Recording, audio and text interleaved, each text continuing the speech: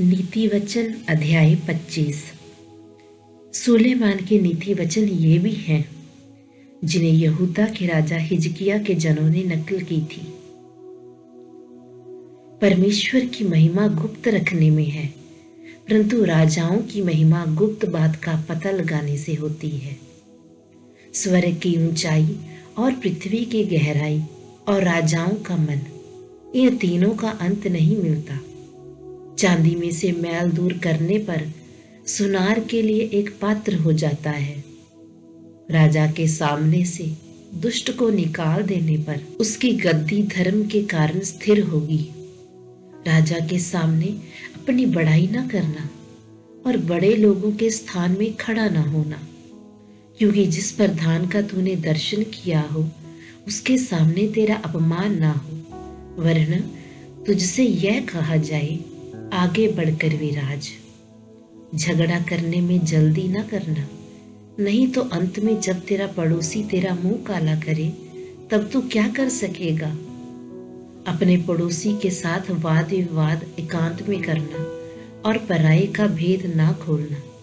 ऐसा ना हो कि सुनने वाला तेरी भी निंदा करे और तेरा अपवाद बना रहे।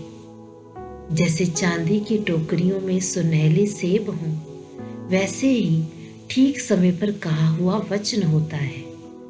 जैसे सोने का नथ और कुंदन का जेवर अच्छा लगता है, वैसे ही मानने वाले के कान में बुद्धिमान की डांट भी अच्छी लगती है। जैसे कटनी के समय बर्फ की ठंड से, वैसे ही विश्वास योग्य दूध से भी भेजने वालों का जी ठंडा होता है। जैसे बादल और पवन बिना दृष्टि निर्लाभ होते हैं, वैसे ही झूठ मूठ दान देने वाले का बड़ाई मारना होता है। धीरज धरने से न्याय मनाया जाता है और कोमल वचन हड्डी को भी तोड़ डालता है। क्या तूने मधु पाया तो जितना तेरे लिए ठीक हो उतना ही खाना, ऐसा ना हो कि अधिक खाकर उसे उगल दे। अपने पड़ोसी के घर में बारंबार जाने से अपने पाँव को रोक, ऐसा ना हो कि वह खिन्न होकर घृणा करने लगे।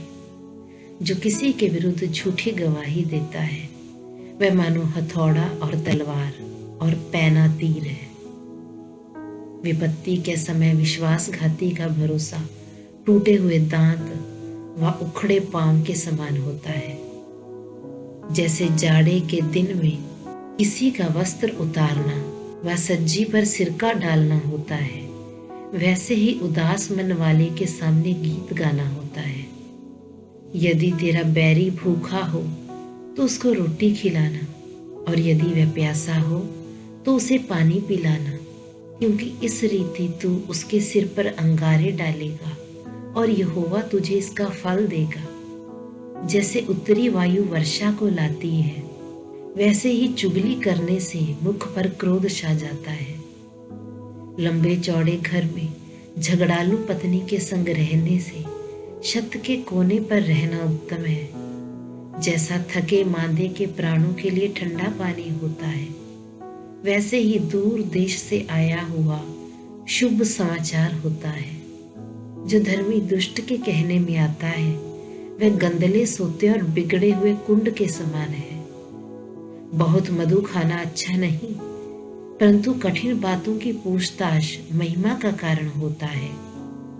जिसकी आत्मा वश में नहीं, वैसे नगर के समान है जिसकी शहर बना नाका करके तोड़ दी गई हो।